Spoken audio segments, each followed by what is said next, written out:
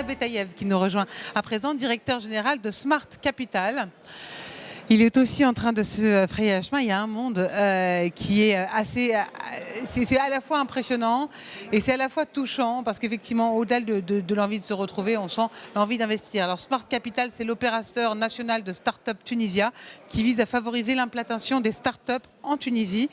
C'est un plaisir de vous accueillir. Comment ça va? Bonjour, ça va bien, merci. Ça va très très bien. Alors votre ambition, elle est très claire. Faire de la Tunisie une start-up nation. Bon, déjà, il y a toujours eu beaucoup de start-up en Tunisie. Mais là, ce que vous voulez, c'est vraiment être le carrefour de la Méditerranée, du Moyen-Orient et de l'Afrique. Donc, c'est ambitieux. Absolument. En fait, et alors, comment vous faites pour y arriver? En fait, ça, c'est un projet qui a été initié, ça fait quelques années. Juste après la Révolution, en fait, il y a une Je vous demande juste un instant. Virginie, vous me rejoignez aussi. Alors, Virginie Poncet, que vous devez forcément connaître, travaille aussi pour BPI France, justement dans cette partie de l'Afrique. Comment ça va? On vous a donné un micro aussi? Est-ce qu'on peut donner un micro à Virginie Poncet, s'il vous plaît? Alors, dites-moi, comment on y arrive à être la start-up, le carrefour de la Méditerranée? En fait, tout a commencé un peu par le Startup Act. En fait, on a voulu commencer par la loi.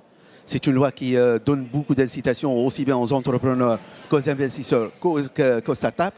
Aujourd'hui, on a tout un programme de labellisation qui permet un peu de dévoiler un peu les talents, de faire montrer un peu les compétences les mettre en valeur. Des gens, les mettre en valeur, absolument. Voilà. Aujourd'hui, on a même dépassé un peu nos objectifs parce que l'objectif, c'est de créer 1000 startups, en fait, de labelliser 1000 startups.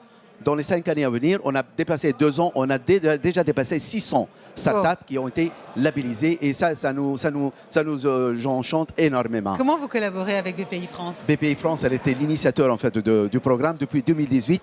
Ils ont accompagné notre équipe à structurer tout le programme, à créer les 3 axes. En fait, il faut le dire. Hein.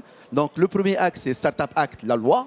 Le deuxième, c'est Startup Invest, tout ce qui est financement et accompagnement un peu des startups labellisées que je viens un peu de mentionner. Et le troisième, qui n'est pas des moindres aussi, c'est l'écosystème. L'écosystème, on vient de parler actuellement un peu de l'accélérateur des GP, un peu pour encadrer et accompagner les first time investors, donc les premiers child funds qui commencent un peu à initier.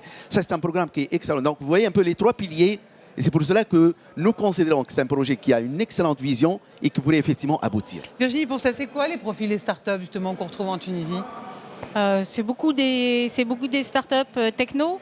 Ouais. Il y a un vivier magnifique d'ingénieurs en Tunisie et ce vivier d'ingénieurs commence à avoir une appétence sérieuse pour la création d'entreprises. C'est assez enthousiasmant et Anava et le programme de Smart Capital vient à point nommé pour alimenter ce désir qui croît et le nombre de startups qui a un peu besoin de soutien financier. Voilà, donc Smart Capital est là. Justement qu'il y avait 600 déjà candidatures, c'est quand même qu'il y a une envie de conquête. Absolument. Alors, ce qu'a pas souligné Alaya, c'est que le Startup Act, c'est aussi un ensemble législatif et fiscal qui est très intéressant pour les startups. Ah, ça aide. Ça crée un engouement. Il n'empêche que les critères de sélection sont assez rigoureux. Et les 600 startups, c'est des vraies startups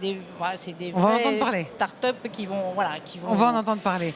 Qui vont booster l'économie tunisienne. Alors justement, Virginie parle des avantages dans ce programme finalement qui est notamment politique, parce qu'il y a une loi derrière. Vous encouragez aussi les investisseurs. Comment est-ce qu'ils peuvent venir, les investisseurs qui sont ici, venir soutenir vos startups en Tunisie? En fait, je ne vous cache pas qu'aujourd'hui, on a 15 nationalités de start-upers qui viennent s'installer en Tunisie pour rayonner et se développer à partir de la Tunisie. Nous, en fait, c'est vrai qu'une bonne majorité ne cherche pas les avantages fiscaux, oui. Mais je crois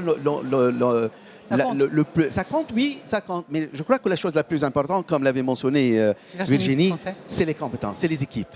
On a d'excellentes équipes qui effectivement qui font vraiment d'excellent travail. Ils ont une vision extraordinaire sur l'écosystème. Ils savent quel problème cibler et ils sont des technos. La majorité 80% sont des ingénieurs qui effectivement savent comment trouver effectivement la solution. La bonne nouvelle peut-être aussi qu'il faut dire, c'est qu'il y a beaucoup de femmes qui aujourd'hui sont en train effectivement de se développer. Tu sais qu'aujourd'hui, une bonne majorité des chercheuses qui sont en train de développer, qui place la Tunisie, en fait, le premier pays sur tout ce qui est recherche et développement, ben, c'est les femmes. La Ils majorité ont sont des toujours eu femmes. un rôle, même si ça ne se voyait pas. Donc, au sein du foyer, Voilà. c'est quand même... Donc, absolument. Hein Donc, Ma mère a grandi à Sfax.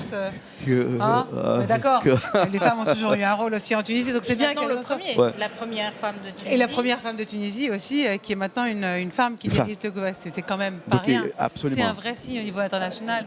Virginie, quand on apporte une expertise comme le pays France en Tunisie, on tisse encore plus des ponts entre vos deux pays?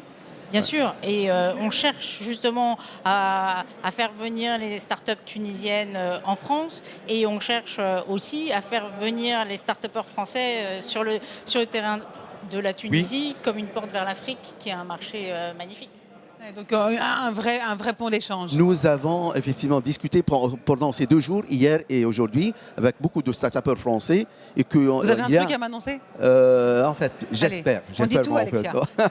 en fait, j'espère que les choses en fait, avancent. Aujourd'hui, on ne peut pas annoncer en fait, des choses, mais il y a un intérêt manifeste Ouais, je sens les pour annonces, combler, là. pour travailler ensemble pour le marché africain, pour travailler ensemble pour le marché maghrébin, commençant par le maghrébin, et puis pour l'Afrique. Il y a vraiment des choses, des synergies extraordinaires que je suis en train de découvrir. Bon, je respecte jusqu'à la signature.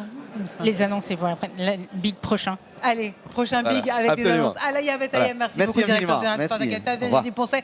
Merci à la direction internationale. Merci beaucoup à tous les deux.